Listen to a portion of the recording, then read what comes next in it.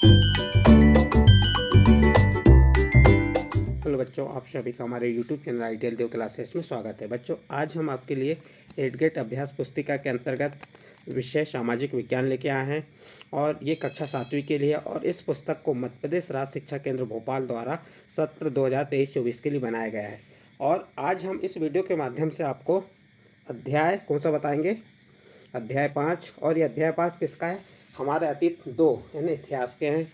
और इतिहास में आपके 8 अध्याय हैं, तो आपका आज 5वां अध्याय बता रहे हैं। 5वें अध्याय में क्या दिया है? जनजातियाँ, खानाबदोश और एक जगह बसे हुए समुदाय। चलिए इसके अध्याय को देखते हैं, क्या दिया हुआ है, इसके प्रश्न क्या दिए हैं। अध्याय 5 जनजातियाँ, खानाबदोश और एक जगह बसे हुए समुदाय। तो इसका प्रश्न नंबर 1 क्या है? हाथियों को पकड़ने और दूसरे राज्यों में निर्यात करने का व्यापार किस राज्य द्वारा किया जाता था? इसके 4 ऑप्शन दिए हैं। गढ़कंडका, अ नंबर गढ़कंडका, ब नंबर गोरहा, स नंबर चुटिया और द नंबर मांडला। तो इसका सही आंसर आ जाएगा अ नंबर गढ़कंडका। तो यहाँ पे आपका गढ़कंडका आ जाएगा। नेक्स्ट प्रश्न है आपका प्रश्न नंबर 2, स्थानांतरित कैसी की जाती है? अ नंबर एक ही जगह पर, ब नंबर जगह बदल बदल कर, स नंबर बंजर जगह पर और द नंबर मरुस्थली जगह पर। तो इसका सही आंसर आ जाएगा ब नंबर जगह बदल बदल कर। इसका बाद नेक्स्ट प्रश्न देखते हैं, प्रश्न नंबर 3। प्रश्न नंबर 3 क्या है आपका? 1565 ईस्वी में किसके नेतृत्व में मुगल सेनाओं ने गढ़कंडका पर हमला किया था? अ नंबर सफाविद शाह, ब नंबर संग्राम शाह, स नंबर हुमायूं और द नंबर आसिफ खान। इसका सही आंसर आ जाएगा द नंबर आसिफ खान। इसके बाद नेक्स्ट प्रश्न है आपका प्रश्न नंबर 4। मुगलों द्वारा अहोम राज्य में कब और किसके नेतृत्व में हमला किया गया था? प्रश्न क्या है आपका? मुगलों द्वारा अहोम राज्य में कब और किसके नेतृत्व में हमला किया गया था? आप उत्तर बताएंगे। 1662 में मीर जुमला के नेतृत्व में मुगलों ने अहोम राज्य पर हमला किया। बहादुरी से सामना करने के बावजूद अहोम लोगों की पराजय हुई। इस प्रकार आप प्रश्न नंबर 4 का उत्तर लिख सकते हैं। नेक्स्ट प्रश्न आता है आपका प्रश्न नंबर 5। प्रश्न नंबर 5 क्या है? जनजातियां अपना जीवनोपार्जन किस प्रकार करती थी? तो उत्तर देखिए। जनजातियां खेती से अपना जीवनोपार्जन करती थी। कुछ दूसरी जनजातियों के लोग शिकारी, संग्राहक या पशुपालक थे। प्रायः वे अपने निवास स्थान के प्राकृतिक संसाधनों का पूरा इस्तेमाल करने के लिए इन गतिविधियों का मिला जुला रूप अपनाते थे। कुछ जनजातियां खानाबदोश थीं और वह एक जगह से दूसरी जगह घूमते रहती थी। अब बच्चों इस प्रकार आपका प्रश्न नंबर 5 का उत्तर लिख सकते हैं। नेक्स्ट प्रश्न है आपका प्रश्न नंबर 6। प्रश्न नंबर 6 क्या है? खानाबदोश किसे कहा गया है? प्रश्न नंबर 6 क्या है आपका? खानाबदोश किसे कहा गया है? तो उत्तर देखिए। खानाबदोश घुमंतू लोग होते हैं। खानाबदोश कौन होते हैं? घुमंतू लोग होते हैं। उनमें से कई पशुचारी होते हैं जो अपनी रेवड़ और पशु वृंद के साथ एक चारागाह से दूसरे चारागाह घूमते रहते हैं।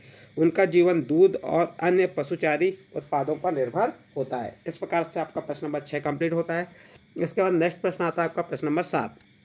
प्रश्न नंबर 7 क्या है? बादशाह जहांगीर ने अपने इस संस्मरण में बंजारों के बारे में क्या लिखा है? तो उत्तर देखिए। बादशाह जहांगीर ने अपने संस्मरणों में लिखा है कि बंजारे विभिन्न इलाकों से अपने बैलों पर अनाज लेकर जाकर शहरों में बेचते थे। सैन्य अभियानों के दौरान वे मुगल सेना के लिए खाद्यान्न की ढुलाई का काम करते थे। तो इस प्रकार से आपका प्रश्न नंबर 7 कंप्लीट होता है। नेक्स्ट अगला प्रश्न आएगा आपका प्रश्न नंबर 8। प्रश्न नंबर 8 क्या है? रानी दुर्गावती को गढ़कंडका की बागडोर क्यों संभालनी पड़ी? उत्तर देखिए। दलपत की मृत्यु कम उम्र में हो गई। जो दलपत राजा था उसकी मृत्यु कम उम्र में ही हो गई। रानी दुर्गावती बहुत योग्य थी और उसने अपने 5 साल के पुत्र वीर नारायण के नाम पर शासन कमान संभाली। उसके समय में राज्य का बहुत अधिक विस्तार हुआ। इस प्रकार आप प्रश्न नंबर 8 का उत्तर लिख सकते हैं। इसके बाद प्रश्न नंबर 9 देखिए। प्रश्न नंबर 9 क्या है? स्थानांतरित कृषि किस प्रकार की जाती है? प्रश्न क्या है आपका? स्थानांतरित कृषि किस प्रकार की जाती है? तो उत्तर देखिए। जगह बदल बदल कर की जाने वाली कृषि स्थानांतरित कृषि कहलाती है। किसी वन प्रांत के पेड़ों और झाड़ियों को पहले काटा और जलाया जाता है, उसकी राख में ही फसल बो दी जाती है। जब यह जमीन अपनी उर्वरता खो देती है तब जमीन का दूसरा टुकड़ा साफ किया जाता है और इसी तरह से फसल उगाई जाती है। इस प्रकार आपका प्रश्न नंबर 9 यहाँ पे कंप्लीट होता है। इसके बाद नेक्स्ट प्रश्न है प्रश्न नंबर 10। प्रश्न नंबर 10 क्या है? वर्णों के भीतर छोटी छोटी जातियाँ क्यों उभरने लगी थीं? क्या है? वर्णों के भीतर छोटी छोटी जातियाँ क्यों उभरने लगी थीं? उत्तर देखिए। जैसे जैसे अर्थव्यवस्था और समाज की ज़रूरतें बढ़ती गईं, नए हुनर वाले लोगों की आवश्यकता पड़ी, वर्णों के भीतर छोटी छोटी जातियाँ उभरने लगी। उदाहरण के लिए ब्राह्मणों के बीच नई जातियाँ सामने आईं। दूसरी ओर कई जनजातियाँ और सामाजिक समूहों को जाति विभाजित समाज में शामिल कर लिया गया और उन्हें जातियों का दर्जा दे दिया गया। इस प्रकार से बच्चों आपका प्रश्न नंबर 10 कंप्लीट होता है।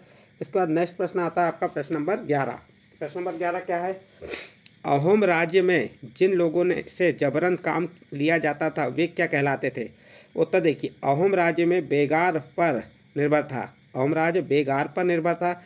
राज्य के लिए जिन लोगों से जबरन काम लिया जाता था वे पाइक कहलाते थे। अहोम राज्य में एक जनगणना की गई थी। प्रत्येक गांव को अपनी बारी आने पर निश्चित संख्या में पाइक भेजने होते थे। इसके लिए जनगणना के बाद सघन आबादी वाले इलाकों में कम आबादी वाले इलाकों में लोगों को स्थानांतरित किया गया था।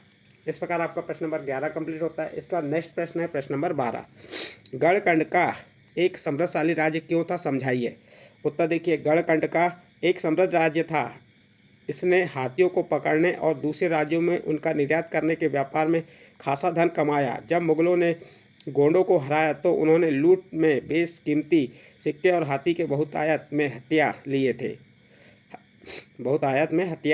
लिए। उन्होंने राज्य का एक भाग अपने कब्जे में ले लिया और शेष वीर नारायण के चाचा चंदर शाह को दे दिया। इस प्रकार आप प्रश्न नंबर 12 का उत्तर लिख सकते हैं। इसके बाद नेक्स्ट प्रश्न आता है आपका प्रश्न नंबर 13 जो प्रोजेक्ट कार्य से संबंधित है।